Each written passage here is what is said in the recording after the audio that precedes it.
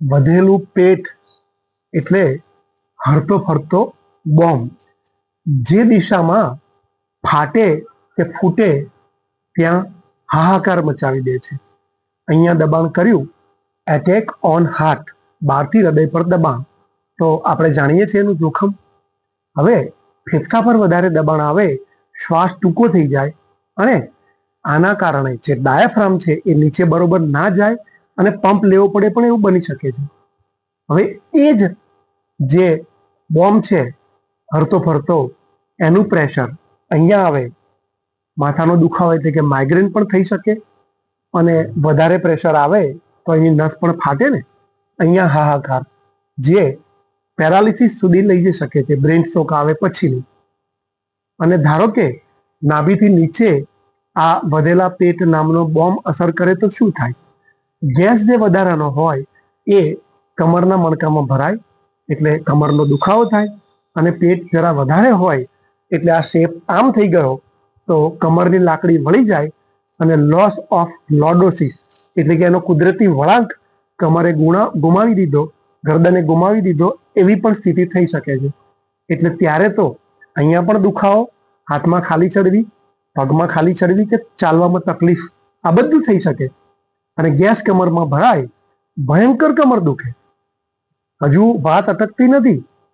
આ અણુબોમ્બ નીચે તરફ ફાટે તો પગમાં આખા પગનો જબરજસ્ત દુખાવો, અને સાથે આપણો જે ગોટલાનો ભાગ છે પગનો, કાફ મસલ્સ, એ દુખ્યા જ કરે. એની પર કોઈ ચાલે તોય દુખાવો ઓછો ના થાય.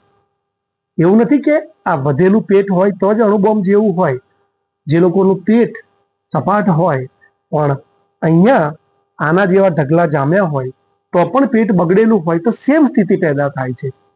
મૂળ જ્યારે નાભીથી નીચેના એરિયામાં વધેલું કે બગડેલું પેટ અસર કરે છે ત્યારે યુરિન અને સ્ટૂલ એની જે આખી સ્થિતિ છે બદલાઈ જાય છે. અટકી અટકીને યુરિન કરવું પડે, ટુકડે ટુકડે મળ નીકળે છે. અહીંયા પ્રચંડ ગરમી પેદા થાય છે અને આપણને મદદ કરનારા જે બેક્ટેરિયા છે એની આખી ચેન તહસ નહસ થઈ જાય છે. આ વધાર્યું કોણે? ઉતારવાનું કોણે?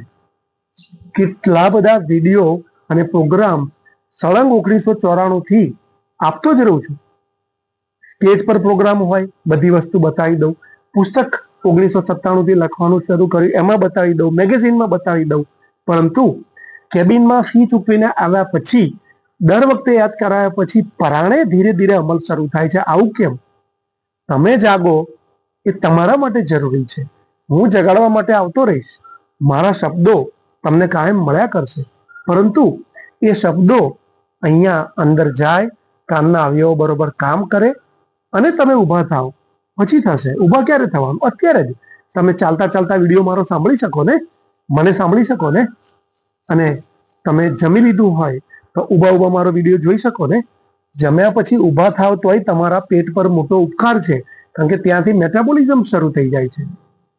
આ વિડીયો તમને ઈલાજ આપવા માટે નહીં, જિંદગીના જોખમો જે અકાળે મૃત્યુ થાય છે એ તરફ તમારું ધ્યાન દોરવા માટે કર્યો છે.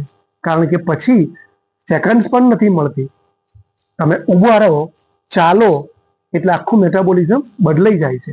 થાક તો બધાને લાગે છે, પરંતુ આપણે જ્યારે એક ક્ષમતા ભાવમાં આવી અને ટેવ બનાવીએ છીએ એટલે શું થાય કે રાત્રે ગમે એટલા વાગે સૂતા, પરંતુ સવારે ઉઠવાનો એક ટાઈમ નિશ્ચિત થઈ જાય.